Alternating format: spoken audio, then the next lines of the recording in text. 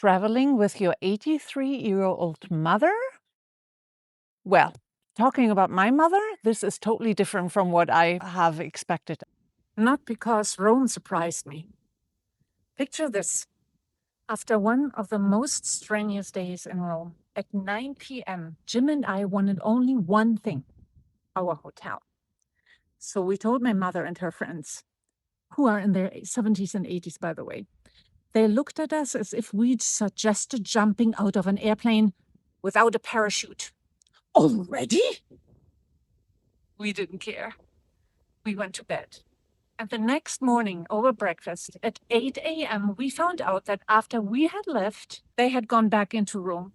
They spent another few hours strolling through the city and sitting in cafes. The next morning, they were laughing, planning the day, while Jim and I were still trying to wake up. Suddenly, nothing made sense anymore.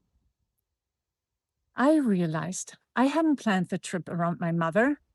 I had planned it around my picture of what 83 looks like. And that picture turned out to be wrong. Once I started paying attention, I noticed it again and again. The first time was in a cute tiny cemetery hidden beside the Vatican.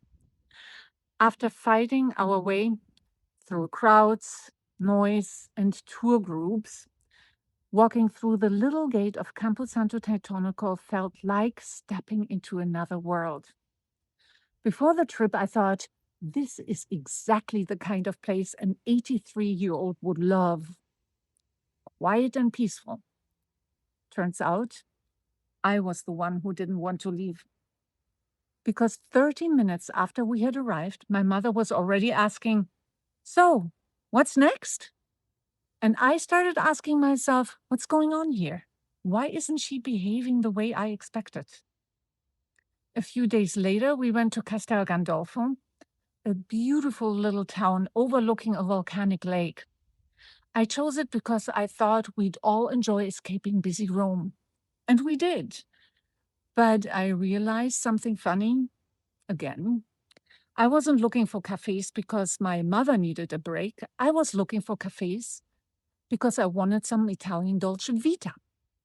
After an hour in that cafe, I was happy to stay much longer. My mother wasn't. She wanted to go back into Rome and keep exploring. That's when I realized again. I hadn't planned the relaxing day for her. I had planned one for me. My carefully planned so-called easy day for older travelers made no sense anymore. By the time we reached the Pantheon on our last day in Rome, it finally clicked. You know, you can actually sit inside the Pantheon, not a given in Rome's tourist attractions. You listen to the audio guide, take your time. I remember thinking, this is perfect. 1 hour later, my mother looked at me and said, "Can we go now? We still want to see San Giovanni in Laterano and a few other churches." I laughed. What was I thinking? She wasn't the one slowing down, I was.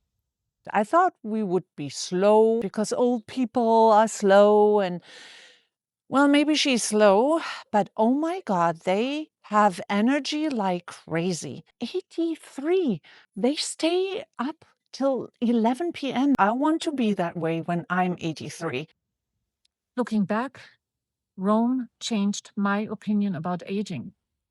I'd been carrying around a picture of 83 that simply wasn't true. Not because every 83-year-old is the same. Of course they're not. But because I had quietly assumed that getting older automatically meant living smaller. And my mother never argued with me about that idea. She simply walked right past it, literally. And that's probably my favorite souvenir from Rome. Not the Pantheon, not Castel Gandolfo, not even Vatican City. Just the realization that maybe the picture I had in my head of getting older needed updating. That's it for today.